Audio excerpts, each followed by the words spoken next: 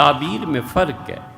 اہل تشیع کہتے ہیں کہ حضرت مہدی آئیں گے، ہم کہتے ہیں حضرت مہدی پیدا ہوں گے، بڑا فرق ہے۔ ان کے نزدیک مہدی زندہ ہیں، دنیا سے پردہ فرما گئے سن تیسری صدی ہجری میں، اور امام غائب ہیں اور وہ آئیں گے۔ ہم کہتے ہیں مہدی پیدا ہوں گے، آئیں گے نہیں، یعنی امام غائب کا جو تصور ہے وہ ہمارے ہاں نہیں ہے۔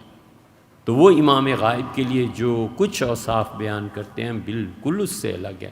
ان کا خیال ہے وہ آئیں گے، اس لیے جو اہل تشیع کے بعض ائمہ ہیں، حتیٰ کہ ہمارے استاد، ہم نے ان سے پڑھا، وہ جمعہ نہیں پڑھتے۔ وہ کہتے ہیں جمعہ قائم ہوگا حضرت مہدی کے آنے پہ، پہلا جمعہ وہ پڑھائیں گے، اور پہلا جمعہ پڑھانے کے بعد وہ کہیں گے کہ جس نے سیدنا علی رضی اللہ عنہ کا اور فلاں کا اور فلاں کا حق غصب کیا تھا، چلو ان کی قبروں پہ، اور جا کے بکر اور عمر رضی اللہ عنہما کو زندہ کریں گے، اور پھر انہیں پھانسی پہ چڑھائیں گے، سولی پہ، اپنی مظلومیت کا ہم بدلہ لیں گے۔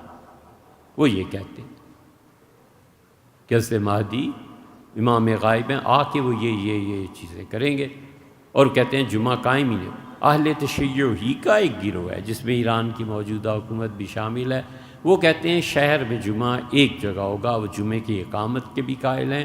اور کبھی آپ تہران گئے ہوں تو جمعہ کے دن صبح سے سڑکیں بھری ہوئی ہوتی ہیں، اور سارا شہر ایک جگہ جا کر جمعہ پڑھتا ہے۔ وہ ان کا دوسرا طبقہ ہے، یہ دوسرا طبقہ ہے۔ ہمیشہ یہ اصول کی بات یاد رکھنی چاہیے کہ اہل تشیع کا اور ہمارا اختلاف فقہ اصغر میں ایسا نہیں ہے۔ مثلا وہ کھلے ہاتھ چھوڑ کے نماز پڑھتے ہیں، ہم باندھ کے پڑھتے ہیں، وہ خمس دیتے ہیں، ہم زکوٰۃ، یہ نہیں۔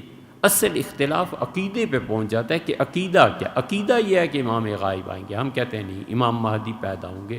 اس طرح کی بہت سی چیزیں ہیں جن کا ذکر ہم وقتاً فوقتاً کرتے ہیں۔